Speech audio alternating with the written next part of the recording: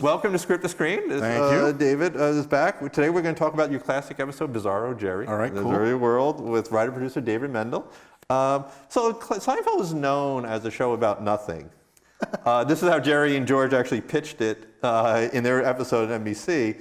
But this episode is kind of complex. There's a lot more going on. I would argue most of the show is pretty complex. I think the nothing was sort of maybe the very early show, maybe, because it got pretty complicated. I mean, if you think about it, like not even just counting the Bizarro Jerry, but really, as it starts to find its footing, especially, in that sort of like third into the fourth season, you've got like most of the time, 4 complete stories, 4 very different stories, doing this. And it was pretty much the opposite of nothing. But yes, I know that is how they pitched it, yeah. Well, this episode you have George Kramer and Jerry have the exact opposites. Yep. What inspired you to take Seinfeld to the comic book world and make comic book world and kind of do this alternate universe? Well, I think there's 2 things going on, I guess.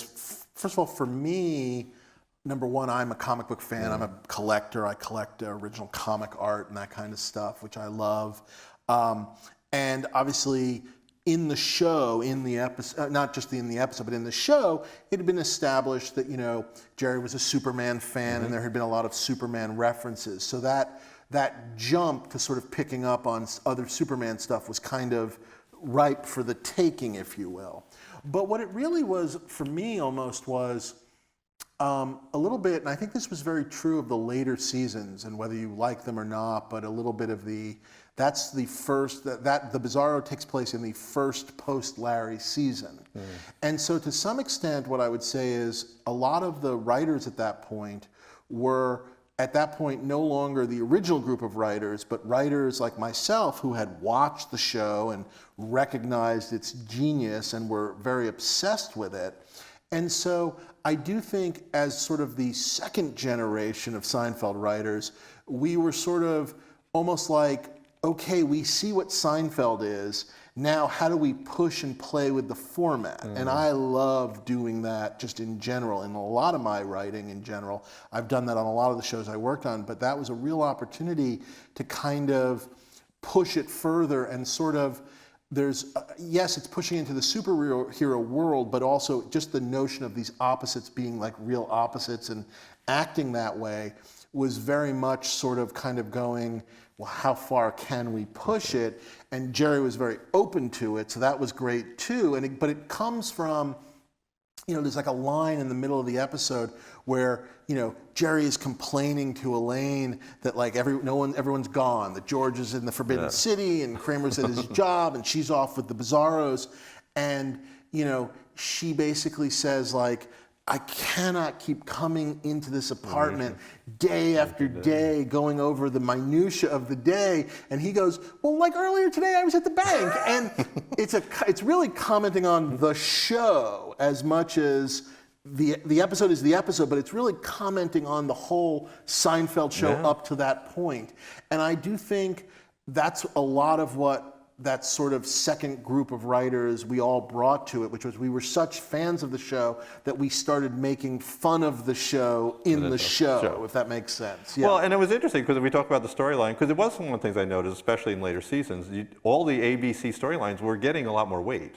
You're trying to... They became more equal. Our little trick was always, if you can find a story for 2 of them, that's better, or the more that they can cross over, so that way they're not standing alone. But in a perfect world, if you could find a story that holds, like an Elaine Kramer or an Elaine Jerry or something like that. And this one, everybody's got a story, but they are definitely like they're going with each other. But some of the ones that were sometimes easier to outline and write where maybe you only had 3 stories because 2 of the characters were in one. But yeah, 4 full stories and each one very equal of weight. Because I like what you're talking about. We had the whole funny thing where Jerry was feeling neglected by Kramer, had dinner ready. Because we always had the joke in the first season, oh, Kramer's just using me. And it was interesting when you saw the flip dynamic where Jerry needed Again, the Kramer. Comment of basically now Jerry cooking food, for lack of a better word, or as he says, well, I ordered, it's still effort, but wanting Kramer to come into his when apartment. the whole joke has been, we don't want, And dare I say, and again, pushing it, but turning their relationship and stretching it into the, if you will, modern domesticity. I guess I was going to say husband and wife, but at this point we can certainly say husband and husband. Yeah. But again, this sort of domestic idea of the two of them as almost like a couple, and then Jerry playing sort of somewhat the the neglected spouse, and that so again now you have these other things very much pushing up against, I guess, reality, definitely more out there than perhaps earlier seasons. But it was also nice because he was also being rejected by George. Yes. Not taken to the Forbidden City, which was kind of, because Jerry's usually the one driving up to that point, kind of like driving the storylines, but here he was kind of chasing after the other characters. Right, but it was this sort of nice thing too, I guess. And it's funny, some of it happens and some of it you plan, and I think definitely initially the plan was this sense of, like Kramer abandoning him, but in some ways it ended up with all of them kind of abandoning him, which was a really neat thing to watch Jerry play in general, not just in the heightened scene of the spouse, but also just in general in the back end of the story. He's just kind of a little bit like at his wit's end. And again, a little bit of a commentary, because in so many of the other episodes, it's almost like you get a sense he wishes they would leave. Yeah, but he drives, yes. He pushes them away. So Jerry must have been really excited. You threw in Superman and gave him a lot of stuff to do, kind of like interesting character things. He definitely got to play a lot of stuff, and the whole sort of Bizarro thing initially just started off as a conversation, and it started off just as the conversation of, to some extent, of Elaine dating your opposite. She's sort of dating like Bizarro Jerry, and kind of. It very much started with me pitching the idea, I guess, of this opposite guy, if you will, and sort of using the Bizarro thing, which I just thought would be a really funny discussion. Like that, This is going to be a great coffee shop scene. That's how we used to think about these things. The coffee shop was usually the spot where you were explaining or talking about, or commenting on whatever had happened. And it was really Jerry's encouragement. I give him all the credit in the world, saying, no, keep going. You know what I mean? Like, and not necessarily specifically ordering up the other Bizarros, but certainly just going, this is rich. There's keep going. There's more here. We can keep going. And then that led to meeting then his other group and Elaine and everyone liking it better. And then obviously by the very, very end, it gets very surreal. But again, I think earns surrealness, which is the best I did kind. like the initial thing is where they go to the library to read. The list of sort of the opposite stuff was so fun to play with. I mean, from the locked door and the knocking and who is it? It's, and basically, again, just that part. I mean, I hate to say it wrote itself, but it did write itself. And the postal worker who is not Vargas, who kind of actually I think works. I think technically he's wearing almost like a FedEx outfit, so it's the opposite of the post office. And of course, they're best friends. So that stuff. I mean, you could have done like 11 minutes there alone. But what I like about it, again, when I think about it, is it does get out there, but it's slow rolls. So it doesn't. If that was scene 2, I don't think it's Seinfeld. But that becoming sort of the end, and dare I say, you meet the other Bizarros, but we don't do the Newman one until the very end. Right. And again, so it's building and building and building, which I think is to me that's when Seinfeld works. And I don't just mean this about. I'm very happy that mine does. When episodes work, it is those ones that really kind of come together like that, and that's just the outlining sequence. Talking a little about Elaine, what was your reaction when you saw the dailies of Elaine between the two worlds on the street? I give just so much credit there to longtime Seinfeld director Andy Ackerman. Just so good, just well-deserved, whatever DJ award winner and all that kind of good stuff. But that was so of his design. First, those long shots where you kind of see them, and then just that sort of perfect moment of the 3 and 3 on the old New York street. Again, one of those moments of it's easy to write into a script. They kind of come together, and it was sort of in there, but the execution just raising it. Yeah. Yeah, there's something about Elaine for me because the first couple of seasons she was always like fourth dude in a lot of ways. Here, I was beginning to see here, and also the subsequent seasons you did, you were developing her as a woman character. I felt a little more that she was turning into, she was growing. She definitely was. I mean, I guess I always feel like to the credit of Larry and Jerry, going back to when she was the fourth dude, there was something wonderful about that because. And I it's funny, and I've said this to Julie and I've said this elsewhere, but there was something lovely about the fact that, and funny and real and good, about the fact that she wasn't a woman that was babysitting these three guys and constantly shaking her head like you see on so many sitcoms where the girl is the den mother, the babysitter, or whatever she is, and is constantly shaking her heads at these dummies. She was one of the dummies. And that, I think, was really eye-opening to the world, but obviously not eye-opening, to people who had, mixed gender friend groups where you have your friend who's a woman who is not your romantic character, but just like is another one of your idiots. And so I think that was somewhat revelatory unto itself. And then once I think those ground rules were established, you can at least start to add in that she has certain different hopes and dreams. And that also, I think what also crept into it occasionally, and it was there also even early on, like episodes like, you got to see the baby, come see the baby. What her, if you will, other female friends expected of her as a woman, and yet often what she didn't want to do or wanted to do, which I think made her just all the more interesting.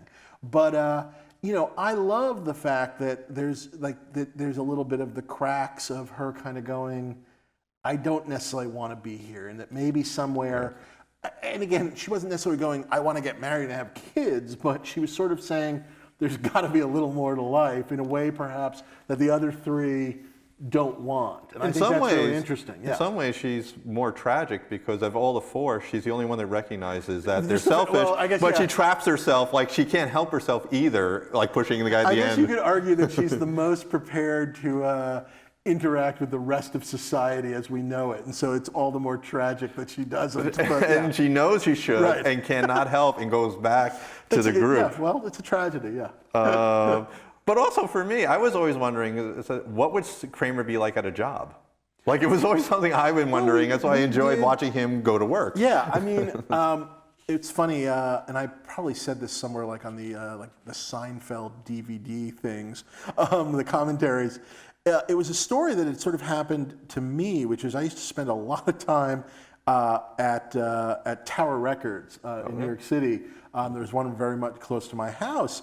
And I was there so often and just kind of, a schlubby kid in a t-shirt and whatever, that the number of times that I was sort of asked by somebody like, hey, do you know where this section is? And I did know where the section was, but I didn't work there, but they were asking me because I looked like I worked there. And that was kind of the inspiration for it. And it was very much sort of like, this was the other thing too, is when I was in college, to sort of make my parents happy, senior year, I did corporate recruiting. Like I knew I wanted to do comedy writing, but just in case I kind of covered my bases. Yes. And so at some point or another, I was meeting with these really like Brown Brothers Harriman or Procter and Gamble and stuff. And I didn't know anything.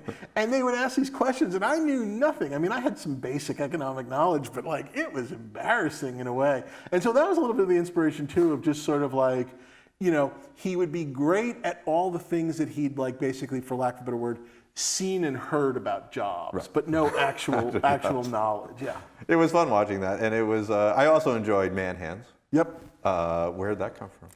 That came. That's based on my at the time. I guess at the time. I can't remember. I think we were maybe not together, but now wife. But at the time, I guess perhaps we were on a break of some sort. And so it was very much my pointed, hey there, this is about you kind of thing. But my wife has what she calls, she grew up on a farm, and she has what she always calls farmy hands. hands because she, grew up working on this farm, and so her hands are a little rough and whatever, but they're normal sized and very ladylike and all these things. But they are definitely rough, as opposed to these are the hands of a young Jewish prince from New York that basically had everything done for him by his parents and never worked an honest day, in my life, just ever. So I have very smooth, beautiful hands. So I always remembered the farmy thing, and like all the great sort of Seinfeld and later on the Curb stuff, and even a little bit of Veep, you start with the piece of the reel and then you kind of extrapolate. And so farmy wasn't funny, but sort of like taking it that one step extra to the man hands, and then the next step, which was to have a woman, cast a very beautiful woman, Christian Barrow, who's also very funny in the part, but then obviously we used like one of the grips, used like his hand in the sort of the silk blouse, and then of course, just adding all of like the him touching Jerry's face, whatever. I mean, it's sort of fantastic, and she sort of my wife has made her peace with the episode. So what was special about the writers' room of Seinfeld? Because you've been in other ones. What was unique about it? What was it's a funny thing to say is what was sort of unique about the writers' room to some extent is it was not a traditional writers' room. I mean, Larry and Jerry had very much, since neither of them, I guess Jerry had worked on a sitcom a little bit. He had been on Benson before he was, summarily fired. And Larry had never really worked much. I mean, he'd been on Fridays and he'd been at SNL briefly, but certainly didn't have sort of like the traditional sitcom training. They very much came at it early on of just writing it themselves, and then even when they hired a couple of writers, I think they almost initially were using the writers almost, I don't want to say 100%, but they honestly were almost bringing the writers in hoping like that if they hired people, those people would just have enough ideas to sort of like be coal for the oven, basically, and keep it moving, you know what I mean? Or I guess I should have said coal for the steam engine, sorry. So, initially, even when writers were writing, I think a lot of times, they were taking it and kind of giving it a pass, and really it was going through them. And then they were lucky enough, they started to find, good writers and original voices, like Peter Melman and Larry Charles, and these people that then sort of stuck around and could write Seinfeld. But the truth is, especially when Larry was there, the notion of the group getting together, once in a blue moon, Larry and Jerry would call people together and kind of run something by them. And once in a blue moon, when a script didn't come in maybe from another writer the way they wanted it to, and they were under the gun, they might say to the writing staff, can you guys rewrite these scenes while we work on this other harder part? But certainly never that kind of, I guess, the way most sitcoms certainly most network sitcoms, and now it's a little different, but the notion of like a show being created in a room, all the ideas being come up with in a room, it almost being beaten out completely in a room, but stories being fully worked out, outlines fully being developed in a room, and then often handed off to whoever turn it was. Larry and Jerry definitely ran it maybe almost closer to a drama, where certainly when I got there, you pitched your ideas to Larry and Jerry. And by the way, you certainly were allowed, as you were working on stuff, we interacted with each other. The writers certainly did. And we helped each other all the time. But again, not in a formal writer's room. And you would pitch Larry and Jerry's stories, and you were trying to get approved for the 4 characters. So I'm trying to get, great, now I have a Jerry story, now I have an Elaine story, now I have a Krim story. You get your 4 stories, you would start outlining, you'd bring them in to show them Act 1. They would give notes, they'd do things to it, whatever. Then you keep going, and eventually you get an outline, and you get approved to write it. But again, always Larry and Jerry with the 1, or if you're a partner, 2 writers. Again, the rest of the team, I'm talking to people about what I'm working on. I'm maybe even running it by them. But again, not that sort of group think. And I think that speaks to the unique voice of the show and a lot of unique voiced sitcoms that have followed it. I mean, that's how I have sort of run it since everything I've ever done since then. That's how I have done it.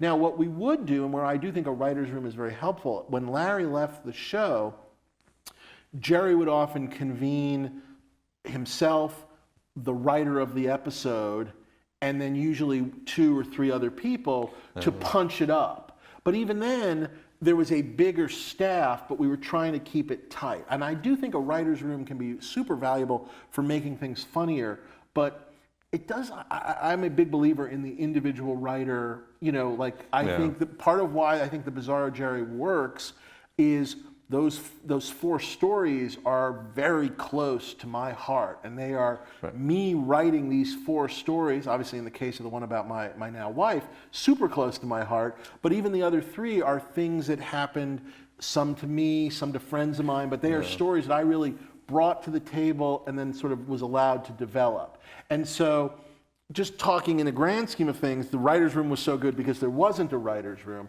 But what I guess I will say is it was a really just great mix of really funny people that I think Larry and Jerry had really great taste of just being able to find people who really just cared about the funny. I mean, that's what was, I think, really special about it is I've been in so many bad writers' rooms where, you know, every time there's a comment, there's like a song and a dance. Well, as a father, I think, and whatever. And it was just like that. It was just, this is funny, this isn't funny, let's make it funnier. Or, this is funny, I think we can make it even funnier, which so many shows, like, you know, they stop, they're happy with whatever they have. So I guess it was just a real, you know, it was like a killer lineup. It was like a, you know, like a 1960s Yankee lineup kind of a thing, yeah. And it showed. It was one of the reasons, one of the most loved sitcoms. But I did notice in the episode, since you were the only involved, I could feel that the storylines were more interwoven. Like it felt they connected. They did. And again, sometimes you get lucky and sometimes you don't. I mean, I have an episode that I really liked the stories that were in the episode that I wrote a couple of years later or a year later. Or was it the same year? I can't remember. It might have been even my second episode that season called The Susie. And I can tell you to this day, it doesn't work. And and those stories are as much me as the Bizarro ones, but it just can't explain it. And to this day, you'll laugh. I once in a blue moon, you know, you get a stress dream like, oh, I'm in college and it's the final exam and whatever. Once in a blue moon, I will still have a dream where I think I've solved the Susie. Like, I know if I just move these scenes around, this is how to fix that story. And I don't know, it haunts me to this day. So it doesn't always work, but in this case, everything did work. Now, you build a relationship with Julia Louis-Dreyfus, obviously. Sure. What's about your connection that made her want to bring you on to Veep? Like to take over Veep and the... I mean, I'll say a couple of things, which is, you know, it's funny, we're not particularly that far apart in age when you actually, you know, do the math. But interestingly, at the time, and I don't mean this in a bad way, you know, she was a mom and I was, you know, a 25-year-old idiot, like living in a rental apartment, you know, driving a leased car. And so I don't know what to say, the moat seemed bigger at the time, you know what I mean? And so, you know, we were certainly, I think we were acquaintances, and I think she liked some of the stuff I was doing, but I don't think either of us would pretend we didn't know each other's phone number. You know what I mean? Like I'll simply say, and I don't mean that in a bad way. It just was, you know, it just was what it was. And when we did on Curb, we did the Seinfeld reunion seasons on Curb. Yeah. I think, you know, again, we kind of came back together and, you know, perhaps again, she got to see a little more, whatever, of me and all that kind of stuff in a good way. And so, again, I think certainly, I'd like to think, I mean, Lord knows I thought the world of her, but I'd certainly like to think she certainly knew of my capabilities and qualifications. And I don't mean, again, none of this is bad, but I think it was, you know, Casey Bloys from HBO, because I'd been doing Curb, that actually was the one that kind of was like, Dave Mandel should do this. And she thought it was a good idea, but I know she certainly made sure she checked with Larry too. You know what I mean? So again, I don't want to take anything away.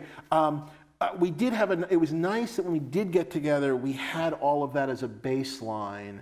But I guess I always feel like, I'm not sure we knew going into it. I think we knew we were simpatico comedy-wise, but I think the genuine sort of, I guess, affection that kind of came out of the 4 or 5 years of Veep, where I was actually just in New York, oddly, and I did this with her for Downhill, and, you know, I was thrilled to be asked, and it was so much fun.